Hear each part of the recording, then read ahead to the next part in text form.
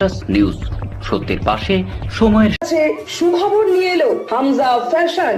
Hamza fashion, এখানে আপনি পাবেন মহিলাদের জন্য অত্যাধুনিক সাজ পোশাক, আছে কুর্তি, লেহেঙ্গা, শাড়ি, স্যুট, নাকাব ইত্যাদি। আমাদের ঠিকানা Asansol GT road, eastern railway high স্কুলের বিপরীতে। তাহলে আর দেরি কেন, এবার পুজোতে আপনারা সবাই চলে আসুন হামজা ফ্যাশনে।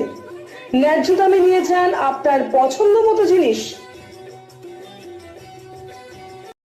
নিউজ সত্যের পাশে সময়ের রেজাল্ট একটা কন্ট্রিবিউশন আমরা করতে পারবো।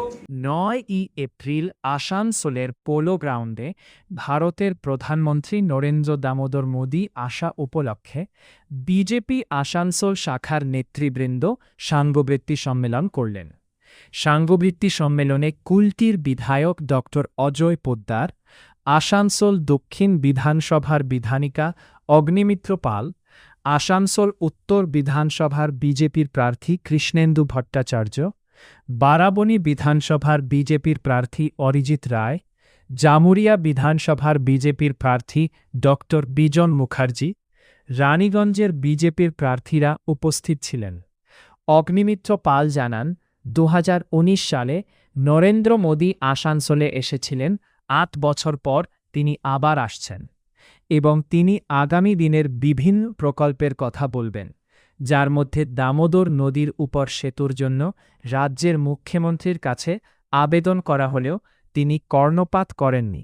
তাই বিজেপি এই সেতু তৈরি করবে, তার ঘোষণা প্রধানমন্ত্রী করবেন।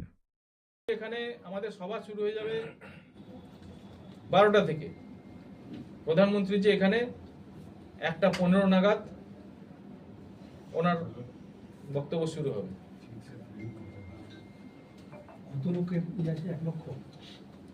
আমরা পোলো গ্রাউন্ডে যে ক্যাপাসিটি, সেই অনুসারে আমাদের যে টার্গেট, আমরা যখন নিচে গ্রাউন্ড লেভেল থেকে সংখ্যা নিচ্ছি, তো আমরা যা এক্সপেক্ট করেছি বিয়ন্ড এক্সপেকটেশন সংখ্যা আসছে, এবং যে সংখ্যা আমাদের আসানসোল জেলা থেকে আসছে তাতেই আমাদের প্রায় লক্ষের কাছাকাছি চলে যাচ্ছে। বাকি বিধানসভা তারা তো রয়েছেই, তাদের ব্যাপার তারা যতজনকে আনবে।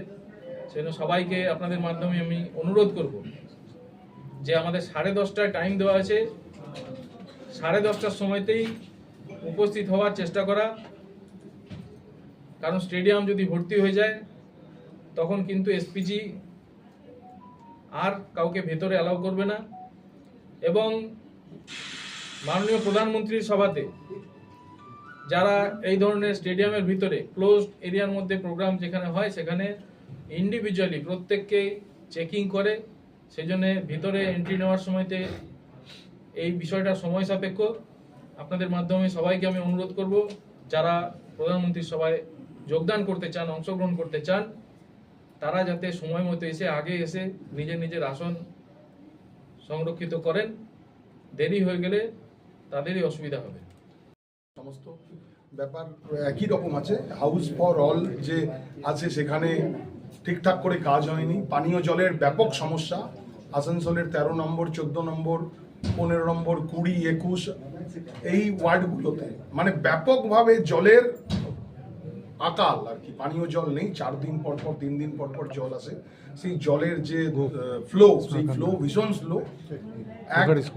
2 আসানসোল শহরের যে যানজটের একটা ব্যাপক সমস্যা, যে আনপ্ল্যান্ড ওয়েতে যে ট্রাফিক সিস্টেম রয়েছে সেখানে সাধারণ মানুষের ভোগান্তি চরম।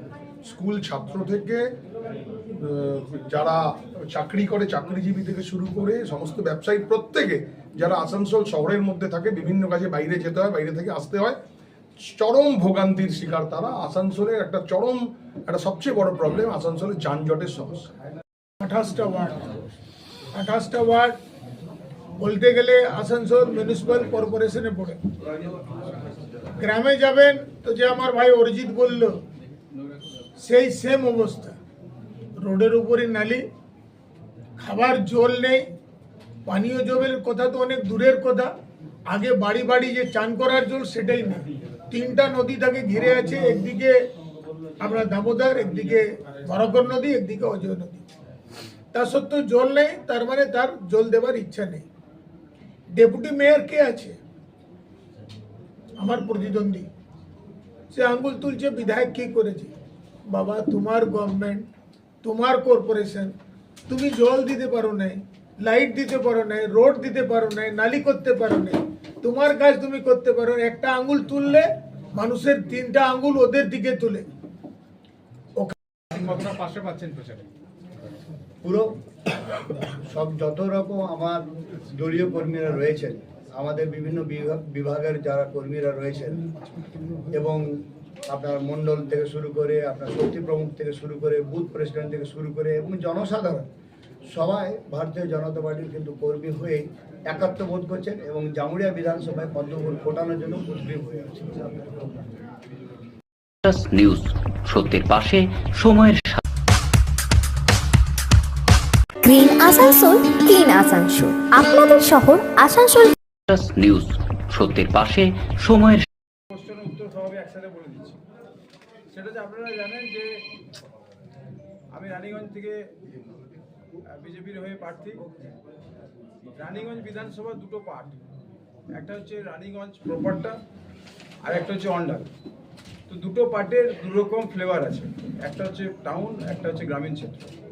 আর রানীগঞ্জের যে সমস্যাগুলো আছে, বেসিক যে সমস্যা ডাক্তারবাবু যেটা বললেন, এটা আমি সব জায়গাতে মিডিয়াতে বলছি, সেটা যে মিউনিসিপ্যালিটিকে আলাদা করতে হবে। Raniganj municipality, Asansol municipality corporation যেটা আছে সেখান থেকে ডিট্যাগ হবে, রানীগঞ্জ মিউনিসিপ্যালিটি হবে। এবং রানীগঞ্জ যেহেতু একটা হিন্দুত্ববাদী জায়গা, সেই মিউনিসিপ্যালিটিতে 1,000 মতো লোক ওখানে চেয়ারম্যান থাকবে না, ওখানে চেয়ারম্যান থাকবে কোনো হিন্দুত্ববাদী লোক। যেমন আজকে টিএমসির জানেন ওখানে অনেক কাউন্সিলর, বেশ সবগুলো টিএমসিরই আছে, কিন্তু মমতা ব্যানার্জি কোনো হিন্দুত্ববাদী মুখকে ওখানে খুঁজে পেল না ওখানকার মানে বড় চেয়ারম্যান করার জন্য। এটা একটা বিষয় আছে।